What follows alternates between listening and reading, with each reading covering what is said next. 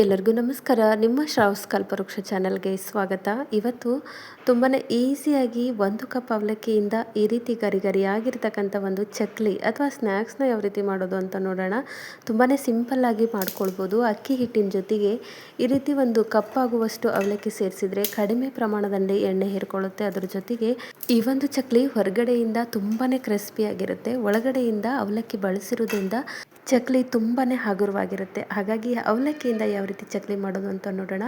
ಮೊದಲಿಗೆ ನಾನಿಲ್ಲಿ ಒಂದು ಮಿಕ್ಸರ್ ಜಾರಿಗೆ ಒಂದು ಸಣ್ಣ ಕಪ್ ಅಳತೆಯಲ್ಲಿ 1 ಕಪ್ ಆಗುವಷ್ಟು ಮೀಡಿಯಮ್ ಸೈಜಲ್ಲಿರ್ತಕ್ಕಂಥ ಅವಲಕ್ಕಿನ ಬಳಸ್ಕೊಂಡಿದ್ದೀನಿ.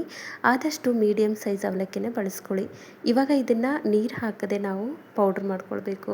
ನಾವು ಎಷ್ಟೇ ಸಣ್ಣ ಮಾಡಿದರೂ ಕೂಡ ಈ ಒಂದು ಕ್ವಾಂಟಿಟಿಯಲ್ಲಿ ಮಾತ್ರ ಇದು ಸಣ್ಣ ಆಗೋದು. ಇಷ್ಟಾದರೆ ಸಾಕು, ಪರವಾಗಿಲ್ಲ. ಒಂದು ಬೌಲ್ಗೆ ಹಾಕಿ ಎತ್ತಿಟ್ಕೊಂಡಿದ್ದೀನಿ. ಇವಾಗ ಅದೇ ಮಿಕ್ಸರ್ ಜಾರಿಗೆ ಅದೇ ಕಪ್ಪಿಂದ ಮತ್ತೆ 1 ಕಪ್ ಆಗುವಷ್ಟು ಹುರ್ಗಡ್ಲೆ ಅಥವಾ ಪುಟಾಣಿ ತೊಗೊಂಡಿದ್ದೀನಿ.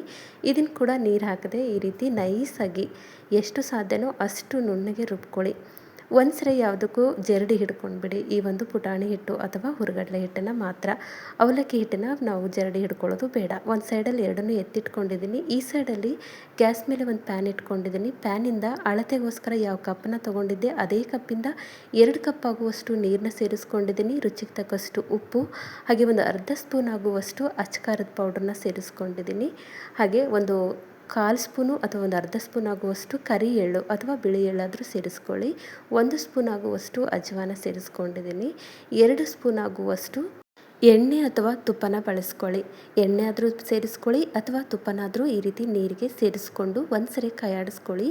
ಇದು ಒಂದು ಸ್ವಲ್ಪ ಕುದ್ಕೊಳ್ಬೇಕು. ಅಂದರೆ ನೀರು ಕುದಿ ಬರೋವರೆಗೂ ವೆಯ್ಟ್ ಮಾಡಿಕೊಂಡು ಒಂದು ಮೀಡಿಯಮ್ ಫ್ಲೇಮಲ್ಲಿ ಇಟ್ಕೊಂಡು ಈ ರೀತಿ ನೀರು ಕುದಿತಾ ಬರಬೇಕು. ಈ ರೀತಿ ಒಂದ್ಸರಿ ಕುದ್ಕೊಂಡ್ರೆ ಸಾಕು.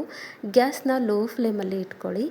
ಗ್ಯಾಸ್ ಲೋ ಫ್ಲೇಮಲ್ಲಿ ಇಟ್ಕೊಂಡು ಪೌಡ್ರ್ ಮಾಡಿ ಇಟ್ಕೊಂಡಿರ್ತಕ್ಕಂಥ ಅವಲಕ್ಕಿ ಪೌಡ್ರನ್ನ ಸೇರಿಸ್ಕೊಳ್ಬೇಕು. ಗ್ಯಾಸ್ ಲೋ ಫ್ಲೇಮಲ್ಲೇ ಇರಲಿ. ಈ ರೀತಿ ಅವಲಕ್ಕಿ ಪೌಡ್ರನ್ನ ಸೇರಿಸ್ಕೊಂಡಾದಮೇಲೆ ಈ ರೀತಿ ಕೈಯಾಡಿಸ್ತಾ ಬನ್ನಿ. ತರಿಯಾಗಿದ್ದರೂ ಕೂಡ ಈ ಒಂದು ಬಿಸಿಗೆ ಅವಲಕ್ಕಿ ಪೌಡ್ರ್ ಏನಿದೆ ಅಲ್ಲ, ಹಿಟ್ಟಿನ ರೀತಿಯಲ್ಲಿ ಕಲ್ತ್ಕೊಳ್ಳುತ್ತೆ. ಹಾಗಾಗಿ ಅವಲಕ್ಕಿ ನಾವು ರುಬ್ಕೊಂಡಾಗ ತರಿಯಾಗಿದ್ದರೂ ಪರವಾಗಿಲ್ಲ, ಆದರೆ ಲೋ ಫ್ಲೇಮಲ್ಲಿ ಇಟ್ಕೊಂಡು ಒಂದು ಸ್ವಲ್ಪ ಕೈಯಾಡಿಸ್ಕೊಳ್ಬೇಕು. ನೋಡಿ, ಇವಾಗ ಹಿಟ್ಟಿನ ರೀತಿಯಲ್ಲಿ ಅವಲಕ್ಕಿ ಕರೆಕ್ಟಾಗಿ ಬೆಂದ್ಕೊಂಡಿದೆ. ಇಷ್ಟು ಬೆಂದ್ಕೊಂಡ್ರೆ ಸಾಕು. ಇವಾಗ ಗ್ಯಾಸ್ನ ಆಫ್ ಮಾಡ್ಕೊಂಡು ಬಿಡೋಣ. ಗ್ಯಾಸ್ನ ಆಫ್ ಮಾಡಿದ ನಂತರ ನಾವು ಪೌಡ್ರ್ ಮಾಡಿಟ್ಟಿರ್ತಕ್ಕಂಥ ಹುರ್ಗಡ್ಲೆ ಪೌಡ್ರನ್ನ ಸೇರಿಸ್ಕೊಳ್ಬೇಕು. ನಾನು ಕೂಡ ಇಲ್ಲಿ ಹುರ್ಗಡ್ಲೆ ಪೌಡ್ರನ್ನ ಒಂದ್ಸರಿ ಜರಡಿ ಹಿಡ್ಕೊಂಡಿದ್ದೀನಿ. ಈ ರೀತಿ ಜರಡಿ ಹಿಡ್ಕೊಳ್ಳೋದ್ರಿಂದ ಎಲ್ಲೂ ಕೂಡ ಚಕ್ಲಿ ಕಟ್ಟಾಗೋದಿಲ್ಲ. ಒಂದು ಸ್ವಲ್ಪ ತರಿಯಾಗಿತ್ತು ಅಂತಂದರೆ ಹುರ್ಗಡ್ಲೆ ಪೌಡ್ರು ನಾವು ಮಾಡ್ತಕ್ಕಂಥ ಚಕ್ಲಿ ಕಟ್ಟಾಗುತ್ತೆ. ಹಾಗಾಗಿ ಒಂದ್ಸರಿ ಸಾಣಿಸ್ಕೊಂಡು ತೊಗೊಳ್ಳಿ. ಇವಾಗ ಯಾವ ಕಪ್ನ ಅಳತೆಗೋಸ್ಕರ ಬಳಸ್ಕೊಂಡಿದ್ದೆ ಅದೇ ಕಪ್ಪಿಂದ 3 ಕಪ್ ಆಗುವಷ್ಟು ನಾನಿಲ್ಲಿ ಅಕ್ಕಿ ಹಿಟ್ಟನ್ನು ಬಳಸ್ಕೊಳ್ತಿದ್ದೀನಿ. ನೋಡಿ, 1 ಕಪ್ ಆಗುವಷ್ಟು ಅವಲಕ್ಕಿ, 1 ಕಪ್ ಆಗುವಷ್ಟು ಹುರ್ಗಡ್ಲೆ, 3 ಕಪ್ ಆಗುವಷ್ಟು ಅಕ್ಕಿ ಹಿಟ್ಟು, 2 ಕಪ್ ಆಗುವಷ್ಟು ನೀರು ಈ ಒಂದು ಚಕ್ಲಿಗೆ ಬೇಕಾಗುತ್ತೆ. ಹೇಳಿರ್ತಕ್ಕಂಥ ಮೇಜರ್ಮೆಂಟು, ಅಳತೆನ ಸರಿಯಾದ ಪ್ರಮಾಣದಲ್ಲಿ ಹಾಕ್ಕೊಳ್ಳಿ. ಅದ್ರ ಜೊತೆಗೆ ತೋರಿಸಿರ್ತಕ್ಕಂಥ ವಿಧಾನದಲ್ಲೇ ಎಲ್ಲ ರೆಸಿಪಿಗಳನ್ನು ಟ್ರೈ ಮಾಡಿದ್ದಾಯಿತು ಅಂದರೆ ಎಲ್ಲನೂ ಪರ್ಫೆಕ್ಟಾಗೇ ಬರುತ್ತೆ. ಒಂದು ಸ್ವಲ್ಪ ಕೂಡ ಹೆಚ್ಚು ಕಡಿಮೆ ಆಗಬಾರ್ದು.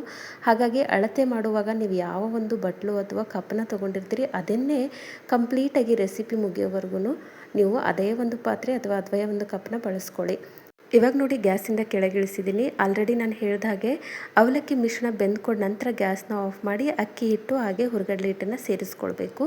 ಇವಾಗ ಒಂದು ಸ್ವಲ್ಪ ಬಿಸಿ ಇದ್ದಾಗಲೇ ಹಿಟ್ಟನ್ನು ಕಲಿಸ್ಕೊಳ್ಳೋಕ್ಕೆ ಟ್ರೈ ಮಾಡಿ. ಅಂದರೆ ಅಕ್ಕಿ ಹಿಟ್ಟು ಬಿಸಿ ಒಂದು ತಾಗಿದಾಗ ಪಳ್ಳಾಗುತ್ತೆ ನಾವು ಮಾಡ್ತಕ್ಕಂಥ ಚಕ್ಲಿ. ಹಾಗಾಗಿ ಒಂದು ಸ್ವಲ್ಪ ಬಿಸಿ ಇದ್ದಾಗಲೇ ಈ ರೀತಿ ಕಲಿಸ್ತಾ ಬನ್ನಿ. ನೋಡಿ, ಈ ರೀತಿ ಕಲಿಸ್ತಾ ಬರಬೇಕು. ನೀರನ್ನ ನೋಡ್ಕೊಂಡು ಸೇರಿಸ್ಕೊಳ್ಳಿ. ಒಂದ್ಸರಿ ಈ ರೀತಿ ಕಲಿಸ್ಕೊಂಡಾದಮೇಲೆ ನೀರು ಎಷ್ಟು ಹಿಡಿಯುತ್ತೋ ಅಷ್ಟು ನೋಡಿಕೊಂಡು ಸ್ವಲ್ಪ ನೀರನ್ನ ಹಾಕ್ತಾ ಹಿಟ್ಟನ್ನು ನಾವು ರೆಡಿ ಮಾಡ್ಕೊಳ್ಬೇಕು. ಈ ಹಿಟ್ಟು ತೀರಾ ಸ್ಮೂತಾಗಿರಬಾರ್ದು, ತೀರಾ ಗಟ್ಟಿಯಾಗಿ ಕೂಡ ಇರಬಾರ್ದು. ಒಂದು ಅಳತೆಯಲ್ಲಿ ಇರಬೇಕು. ಈ ರೀತಿ ಕಲಿಸ್ಕೊಂಡಾಗ ಮಾತ್ರ ಚಕ್ಲಿ ಎಲ್ಲೂ ಕೂಡ ಕಟ್ಟಾಗೋದಿಲ್ಲ. ಹಾಕುವಾಗಲೂ ಕೂಡ ಅಷ್ಟೇ, ನಾವು ಬೇಯಿಸುವಾಗಲೂ ಕೂಡ ಅಷ್ಟೇ.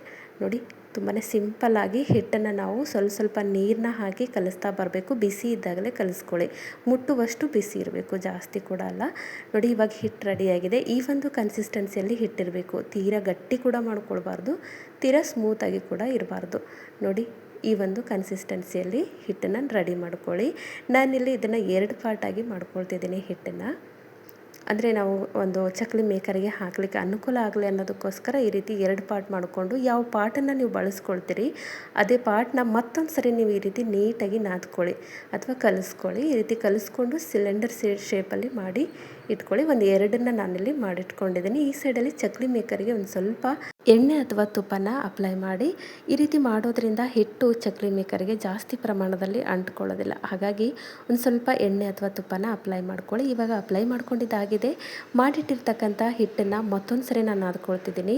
ಈ ರೀತಿ ಮಾಡೋದ್ರಿಂದ ಚಕ್ಲಿ ಕಟ್ಟಾಗೋದಿಲ್ಲ. ಹಾಗಾಗಿ ಪ್ರತಿ ಸರಲ್ಲೂ ಅಷ್ಟೇ ಮಾಡುವಾಗ ನೀವು ಹಿಟ್ಟು ತೊಗೊಳ್ತಿದ್ದೀರಾ ಅಂತಂದಾಗ ಆ ಹಿಟ್ಟನ್ನು ಒಂದ್ಸರಿ ಈ ರೀತಿ ಚೆನ್ನಾಗಿ ನಾದ್ಕೊಂಡು ಅಥವಾ ಕಲಿಸ್ಕೊಂಡು ಮತ್ತೆ ಸಿಲಿಂಡರ್ ಶೇಪಲ್ಲಿ ಮಾಡಿಕೊಂಡು ಚಕ್ಲಿ ಮೇಕರಿಗೆ ಫಿಲ್ ಮಾಡ್ತಾ ಹೋಗಬೇಕು. ಫಿಲ್ ಮಾಡುವಾಗ ಒಂದು ಟ್ರಿಕ್ಕು, ಎಲ್ಲೂ ಕೂಡ ಗ್ಯಾಪ್ ಇರಬಾರ್ದು. ಈ ರೀತಿ ನಾವು ಫಿಲ್ ಮಾಡಿದಾಗ ಸಿಲಿಂಡರ್ ಶೇಪಲ್ಲಿ ಮಾಡಿಟ್ಟಿರ್ತಕ್ಕಂಥ ಹಿಟ್ಟನ್ನು ಫಿಲ್ ಮಾಡಿದಾಗ ಗ್ಯಾಪ್ ಉಳ್ಕೊಳ್ಬಾರ್ದು. ಗ್ಯಾಪ್ ಉಳ್ಕೊಂತು ಅಂದರೂ ಅಷ್ಟೇ ನಮಗೆ ಚಕ್ಲಿ ಕಟ್ಟಾಗುತ್ತೆ. ಗ್ಯಾಪ್ ಉಳ್ಕೋಬಾರ್ದು ಅಂತಂದರೆ ಈ ರೀತಿ ಚಕ್ಲಿ ಮೇಕರ್ ಎಷ್ಟು ಹಿಟ್ಟನ್ನು ಹಿಡಿಯುತ್ತೋ ಅಷ್ಟು ಹಿಟ್ಟನ್ನು ಕ್ಲೋಸ್ ಮಾಡ್ಕೊಳ್ಳಿ. ಈ ರೀತಿ ಫಿಲ್ ಮಾಡ್ಕೊಳ್ಳಿ. ಇವಾಗ ನೋಡಿ ನಾನು ಕೂಡ ಒಂದು ಸ್ವಲ್ಪ ಕೂಡ ಗ್ಯಾಪ್ ಇಲ್ಲದೆ ಇರೋ ರೀತಿಯಲ್ಲಿ ಫಿಲ್ ಮಾಡ್ಕೊಂಡಿದ್ದೀನಿ. ಮೇಲ್ಗಡೆಯಿಂದ ಒಂದಷ್ಟು ಕ್ಲೋಸ್ ಮಾಡಿಕೊಂಡ್ರೆ ಮುಗೀತು. ತುಂಬಾ ಸಿಂಪಲ್ಲಾಗಿ ಈ ಒಂದು ಚಕ್ಲಿನ ಮಾಡ್ಕೊಳ್ಬೋದು. ಹೆಚ್ಚು ಕಡಿಮೆ 5ರಿಂದ 10 ನಿಮಿಷದಲ್ಲಿ ಕೂಡ ನಾವು ಈ ಚಕ್ಲಿ ಮಾಡ್ಕೊಳ್ಬೋದು. ಈ ರೀತಿ ಒಂದ್ಸರಿ ಕ್ಲೋಸ್ ಮಾಡಿಕೊಂಡು ನಂತರ ನಾವು ಚಕ್ಲಿನ ಒತ್ತುತ್ತಾ ಹೋಗಬೇಕು. ಒತ್ತುವಾಗಲೂ ಕೂಡ ಅಷ್ಟೇ ಒಂದು ಸ್ವಲ್ಪ ಕೂಡ ಕಟ್ಟಾಗೋದಿಲ್ಲ. ತೋರಿಸ್ತೀನಿ ಯಾವ ರೀತಿ ಅಂತ. ಈ ರೀತಿ ಫಿಲ್ ಮಾಡಿರ್ತಕ್ಕಂಥ ಚಕ್ಲಿ ಮೇಕರ್ನ ತೊಗೊಂಡು ಒಂದು ಬಟರ್ ಪೇಪರ್ನ ಹಾಕ್ಕೊಂಡಿದ್ದೀನಿ. ಬಟರ್ ಪೇಪರು ಅಥವಾ ಡೈರೆಕ್ಟಾಗಿ ತಟ್ಟೆ ಮೇಲೆ ಕೂಡ ನಾವು ಹಾಕ್ಕೊಳ್ಬೋದು. ಸ್ವಲ್ಪನೂ ಅಂಟೋದಿಲ್ಲ. ನೋಡಿ ಈ ರೀತಿ ಸರ್ಕಲ್ನ ಹಾಕ್ತಾ ಹೋಗಿ. ಒಂದು ಸ್ವಲ್ಪ ಕೂಡ ಕಟ್ಟಾಗೋದಿಲ್ಲ. ಯಾಕಂದರೆ ನಾವಿಲ್ಲಿ ಅವಲಕ್ಕಿ ಬಳಸಿದ್ದೀವಿ. ಅವಲಕ್ಕಿಯಲ್ಲಿ ತುಂಬಾ ಜಿಗಟಾಗಿರ್ತಕ್ಕಂಥ ಅಂಶ ಇರೋದ್ರಿಂದ ಚಕ್ಲಿ ನಾವು ಎಷ್ಟೇ ದೊಡ್ಡದಾಗಿರ್ತಕ್ಕಂಥ ಸರ್ಕಲಲ್ಲಿ ಕೂಡ ಹಾಕ್ಕೊಳ್ಬೋದು. ಅಂದರೆ ಇದೇ ಸೈಜಲ್ಲೆಲ್ಲ ದೊಡ್ಡದಾಗಿರ್ತಕ್ಕಂಥ ಸೈಜಲ್ಲಿ ಕೂಡ ಚಕ್ಲಿನ ಮಾಡ್ಕೊಳ್ಬೋದು. ಅದ್ರ ಜೊತೆಗೆ ನಾವು ಫಿಲ್ ಮಾಡುವಾಗ ಒಂದು ಸ್ವಲ್ಪ ಕೂಡ ಗ್ಯಾಪ್ನ ಬಿಟ್ಕೊಳ್ಳದೆ ಫಿಲ್ ಮಾಡಿರೋದ್ರಿಂದ ಒಂದು ಸ್ವಲ್ಪನೂ ಎಲ್ಲೂ ಕೂಡ ಕಂಪ್ಲೀಟಾಗಿ ಮುಗಿಯೋವರೆಗೂ ಕಟ್ ಆಗೋದಿಲ್ಲ. ನಾವೇ ಕಟ್ ಮಾಡ್ಕೊಳ್ಬೇಕು. ಹಾಗೆ ಹಾಕುವಾಗ ಚಕ್ಲಿನ ಮಾಡ್ಕೊಳ್ಳುವಾಗ ಎಷ್ಟು ಫ್ರೈ ಮಾಡ್ತೀರೋ ಅಷ್ಟನ್ನು ಮಾತ್ರ ರೆಡಿ ಮಾಡ್ಕೊಳ್ಳಿ. ಇಲ್ಲಾಂದರೆ ಸಾಫ್ಟ್ ಆಗಿರೋದ್ರಿಂದ ಬೇಗ ಕಟ್ಟಾಗಿಬಿಡುತ್ತೆ ಎತ್ತು ಹಾಕುವಾಗ. ಇವಾಗ ನೋಡಿ ಈ ಸೈಡಲ್ಲಿ ಗ್ಯಾಸ್ ಮೇಲೆ ಎಣ್ಣೆನ ಬಿಸಿ ಮಾಡಲಿಕ್ಕೆ ಇಟ್ಕೊಂಡಿದ್ದೆ. ಹೈ ಫ್ಲೇಮಲ್ಲಿ ಇಟ್ಕೊಂಡು ಎಣ್ಣೆನ ಬಿಸಿ ಮಾಡಿಕೊಂಡು ನಂತರ ಮೀಡಿಯಮ್ ಫ್ಲೇಮಲ್ಲಿ ಇಟ್ಕೊಂಡು ಈ ರೀತಿ ಮಾಡಿರ್ತಕ್ಕಂಥ ಚಕ್ಲಿನ ಸ್ವಲ್ಪ ಗ್ಯಾಪ್ ಇರೋ ರೀತಿಯಲ್ಲೇ ಬಿಟ್ಕೊಳ್ಳಿ.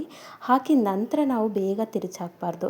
ಒಂದು ಸ್ವಲ್ಪ ಮೇಲುಗಡೆ ಚಕ್ಲಿ ಬರಬೇಕು, ಅಲ್ಲಿವರೆಗೂ ವೇಟ್ ಮಾಡ್ಕೊಳ್ಳಿ. ಬೇಗ ತಿರುಚಿ ಹಾಕಿದ್ದಾಯಿತು ಅಂತಂದರೆ ಈ ಒಂದು ಸರ್ಕಲ್ಲು ಬಿಟ್ಕೊಂಡು ಬಿಡುತ್ತೆ. ಹಾಗಾಗಿ ವೇಟ್ ಮಾಡಿಕೊಂಡು ನಂತರ ಈ ರೀತಿ ಬಂದಾದಮೇಲೆ ನೀವು ತಿರುಚಿ ಹಾಕ್ಕೊಂಡು 2 ಬದಿಯಲ್ಲಿ ಮೀಡಿಯಮ್ ಫ್ಲೇಮಲ್ಲೇ ಇಟ್ಕೊಂಡು ಒಂದು ಸ್ವಲ್ಪ ಬಣ್ಣ ಬದಲಾಗೋವರೆಗೂ ಬೇಯಿಸ್ಕೊಳ್ಬೇಕಾಗತ್ತೆ.